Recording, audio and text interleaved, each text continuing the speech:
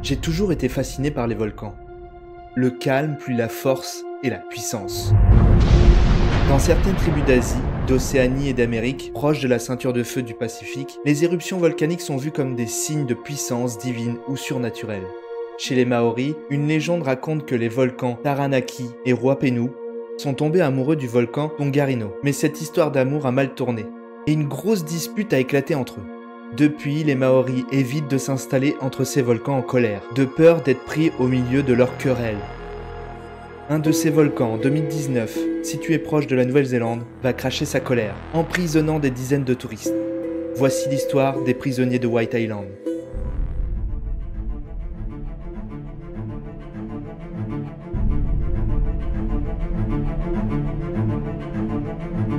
White Island, c'est un volcan actif situé à environ 50 km des côtes néo-zélandaises.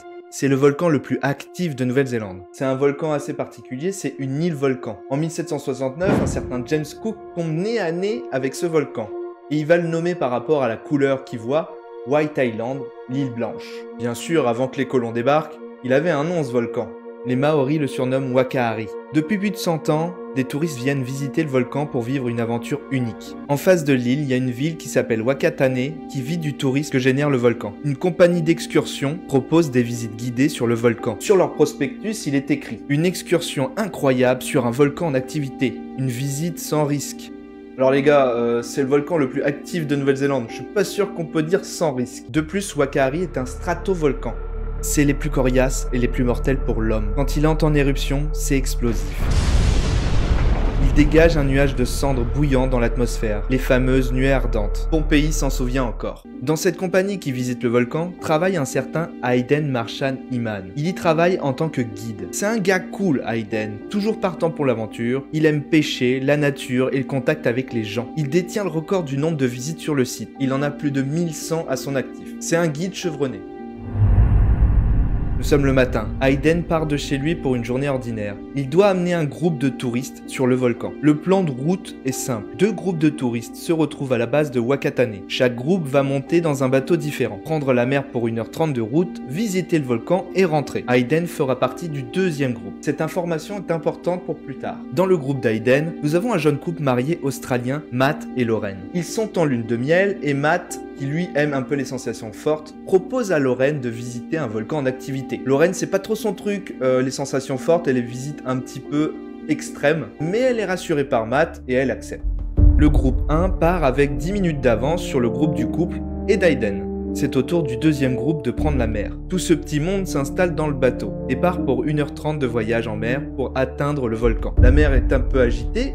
Certaines personnes sont malades, mais tout le monde est heureux, ils vont enfin pouvoir mettre un pied sur un volcan actif. Arrivé devant l'île, le bateau met l'ancre. 2 Zodiacs feront office de transport pour transporter les touristes sur la plage. Le premier groupe a pratiquement fini son tour de l'île. Il croise le groupe d'Hayden sur la plage. Hayden prend les choses en main. Il a l'habitude, il connaît le chemin par cœur. C'est une boucle qui part de la plage, puis une marche de 500 mètres, jusqu'au cratère principal et retour à la plage. La visite commence bien, sur le chemin qui mène au cratère, tout le groupe prend des photos. Matt est heureux, il adore tout ce qui est scientifique. Il prend plein de photos. Lauren, elle, n'est pas très rassurée. Il y a quand même beaucoup de fumée sur ce volcan. Elle va donc demander à Hayden à quand remontent les dernières éruptions. Hayden va lui dire 2013 et 2016. Elle se dit, bon, tous les 3 ans, ils sont en 2019. Hayden précise qu'aujourd'hui, nous sommes dans un niveau 2 de risque. Alors c'est quoi ce niveau de risque? Il y a 3 niveaux de risque. Le premier niveau, il ne se passe rien ou presque. Le niveau 2, l'activité augmente.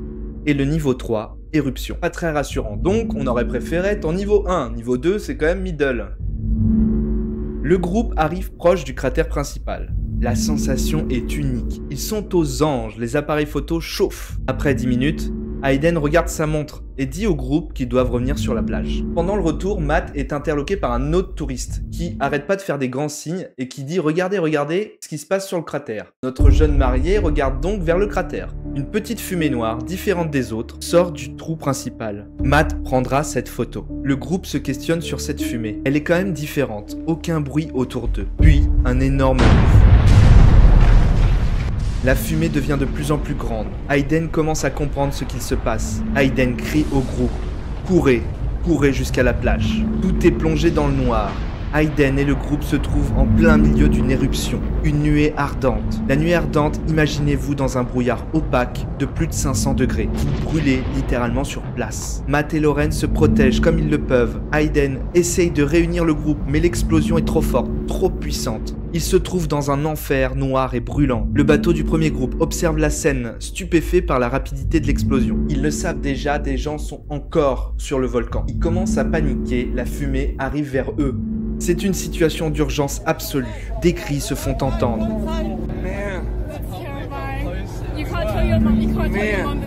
No. Man, look.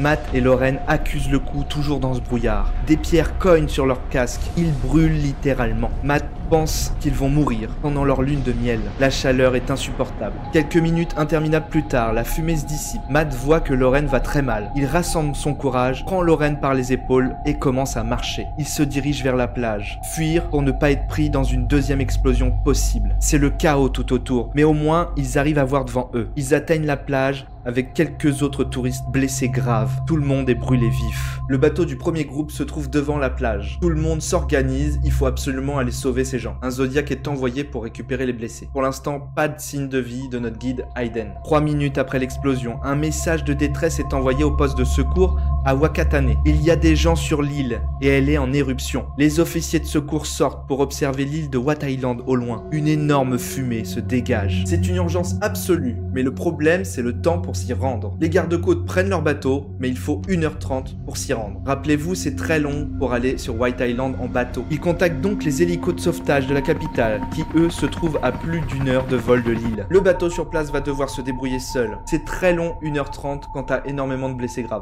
Les blessés arrivent sur le bateau en Zodiac. Matt et Lauren en font partie. On pratique les premiers soins, mais les brûlures sont très graves. Le bateau est complet et prennent la décision de rentrer vite sur la côte. Ça va être 1h30, très compliqué. Le couple serre les dents, il souffre énormément. 1h30 plus tard, ils arrivent sur Terre. Ils sont attendus par des ambulances, des pompiers et des policiers. Matt et Lauren seront sauvés. Plus de 20 personnes seront laissées sur l'île. La Nouvelle-Zélande interdira aux sauveteurs d'aller récupérer les corps car le volcan serait trop instable. Hayden fait partie de ces 20 victimes du volcan. Les corps seront récupérés plusieurs jours après l'éruption. Après une longue convalescence, Matt et Lauren retournent en Australie pour vivre leur mariage comme il se doit. Ils resteront gravés à jamais par ce volcan en Nouvelle-Zélande. Alors maintenant, on veut savoir comment c'est possible. Comment personne n'a rien vu venir. On a des outils, on est en 2019.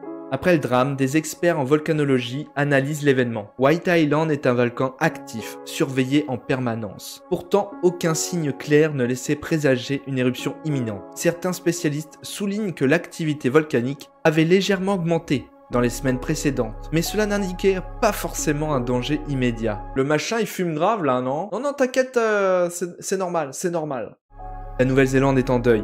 Le gouvernement promet une enquête pour comprendre ce qui s'est passé et éviter un tel drame de se reproduire. Des familles endeuillées demandent des explications, tandis que les médias du monde entier relatent cette catastrophe. Des hommages sont rendus aux victimes, notamment aux guides qui ont donné leur vie pour aider les touristes. Le guide Hayden, qui a laissé sa vie pour essayer de sauver son groupe. 6 ans après, la tragédie de White Island reste gravée dans la mémoire. Cet événement a marqué une prise de conscience sur les dangers des volcans actifs et la nécessité de renforcer les mesures de sécurité pour protéger les visiteurs. Un souvenir douloureux pour la Nouvelle-Zélande et pour toutes les familles touchées par cette catastrophe. Depuis l'éruption tragique de 2019, les visites touristiques sur White Island ont été suspendues en raison de risques élevés associés à l'activité volcanique. En août 2023, une éruption mineure a été signalée, rappelant la nature imprévisible du volcan. Donc actuellement, l'île est inaccessible aux touristes, enfin. Pensez-y à 2 fois quand vous voulez visiter des choses assez dangereuses. Parfois, les sociétés exploitent des lieux qui sont ultra dangereux pour les touristes, mais bon, pour faire de l'argent, on est capable de tout.